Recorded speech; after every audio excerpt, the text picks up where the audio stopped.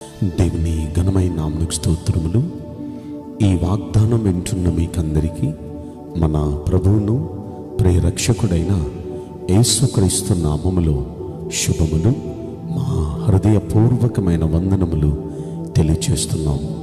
ఈరోజు దేవుని వాగ్దానం కీర్తన గ్రంథం 1వ కీర్తన 3వ వచనం. నీవు చేయునదంతయో సఫలమగును. ఈ మంచి వాగ్దానం వింటున్న మనందరి వెనుకడిలో మన మంచి దేవుడు నెరవేర్చునుగాక. ఆమేన్. ప్రియ దైవ జనాంగమా, ఈ వాగ్దానం ఎంత మంచిగా ఉందో చూడండి. మీరు ఈ రోజు నుండి మీరు చేసే ప్రతి పనిలో, మీరు చేసే ప్రతి ప్రయత్నములో సఫలం అవ్వబోతుంది. సఫలం అవ్వాలంటే మనం ఏం చేయాలి? బైబిల్ గ్రంథంలో మనం పరిశీలిస్తే ఆదికాండం 39వ అధ్యాయంలో అక్కడ యోసేపు అనే ఒక వ్యక్తి, ఒక భక్తుడు మనకు కనిపిస్తాడు. ఈ యోసేపు అనే భక్తుని గురించి 3వ వచనంలో మనం చూస్తే, యెహోవా యోసేపుకు తోడై ఉండి అతడు చేసినదంతయు అతని చేతిలో సఫలం అగునట్లుగా చేశాడట.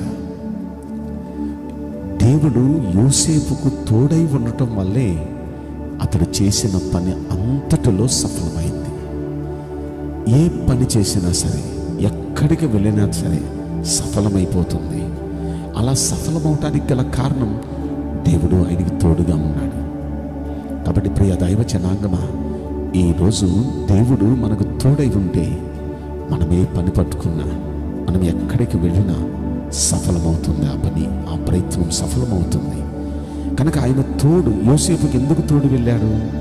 యోసేపు మంచి భక్తుడు, దేవుని యందు భయభక్తులు కలిగిన భక్తుడు, ప్రతి విషయంలో దేవునికి భయపడే వ్యక్తి, పాపం తనను తరుముతున్నా సరే పాపానికి దూరంగా పారిపోయే వ్యక్తి, పరిశుద్ధతను ఎంతో జాగ్రత్తగా కాపాడుకునే వ్యక్తి, తన పరిశుద్ధతను కాపాడుకుంటూ పాపం తను ప్రేరేపించిన తను ఒప్పుకోకుండా ఆ పాపానికి దూరంగా ఉంటూ నియమ నిబంధనలు, భక్తిలో నియమ నిబంధనలు పాటిస్తూ ఎంతో జాగ్రత్తగా తన భక్తి చేసేవాడు. అందుకే దేవుడు అతనికి తోడుగా ఉన్నాడు.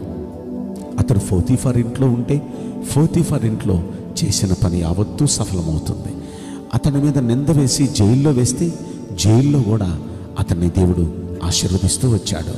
అంత మాత్రమే కాదు, దేశానికి అతన్ని ఒక ప్రధానమంత్రి స్థాయిలో లేక ఒక రాజుగా అతన్ని కూర్చోబెడితే ఆ వ్యక్తిని బట్టి, అతని పరిపాలన చేస్తున్న విధానాన్ని బట్టి ఆ దేశంలో ప్రపంచమంతా కరువు వచ్చినా ఆ దేశంలో కరువు రాకుండా దేవుడు కాపాడాడు.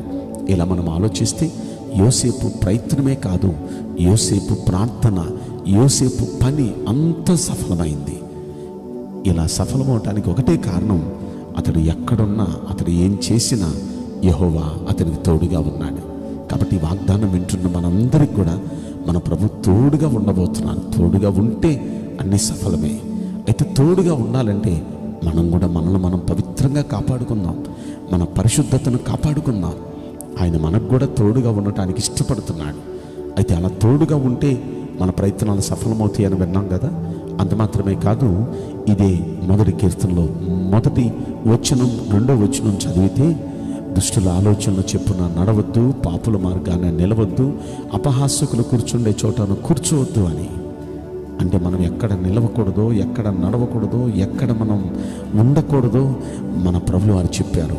అలా మనం జాగ్రత్తలు తీసుకొని ఆయన ధర్మశాస్త్రాన్ని దివారాత్రులు ధ్యానించి ఆ ధర్మశాస్త్రాన్ని అనుసరించి నడిస్తే ఖచ్చితంగా మనం ఏ పని చేసినా, ఎక్కడికి వెళ్ళినా మన ప్రయత్నాలు సఫలమవుతాయి. కనుక ఈ వాగ్దానం వింటున్న ప్రతి వ్యక్తి ఈ విధంగా జీవించి మీ ప్రయత్నాలు సఫలమయ్యేటట్టుగా చూసుకుంటారా? మనస్ఫూర్తిగా దైవజనుడిగా నేను కోరుకుంటున్నాను. ఈరోజు మొదలుకొని మీరు చేసే ప్రతి ప్రయత్నంలో, ప్రతి పనిలో సఫలం అనుగ్రహించబడునుగాక. ఆమేన్. నేను మీకోసం ప్రార్థన చేయబోతున్నాను. పరిశుద్ధుడా, ప్రేమగల యేసురాజా, మీ పరిశుద్ధ బంగారు పవిత్రమైన నామమునకు నిండు మనసుతో కోట్ల కొలదిగా స్తుతులు, స్తోత్రములు, వందనాలు చెల్లిస్తున్నాం. ఈ వాగ్దానం వింటున్న ప్రియుల జీవితంలో దయచేసి ఈ వాగ్దానం నెరవేర్చి కృప చూపించండి. నిశ్చయంగా మీ ప్రియబడులకు మేలు కలిగించండి. అయ్యా, మా ప్రయత్నాలన్నీ సఫలపరిచేది మీరు మాకు తోడుంటే ఖచ్చితంగా సఫలమవుతాయి. దయచేసి ఈ వాగ్దానం వింటున్న ప్రతి బిడ్డకు మీరు తోడుగా ఉండి వారి ప్రతి ప్రయత్నాన్ని సఫలపరిచి బలపరచమని ఈ కొద్ది మనవులు నజరుడైన యేసుక్రీస్తు ప్రశస్తమైన నామములో మిక్కిలి వినయముతో ప్రార్థించి బ్రతిమలాడి వేడుకుంటున్నాం ప్రియ పరలోకపు తండ్రి. ఆమేన్. May God bless you all. Thank you.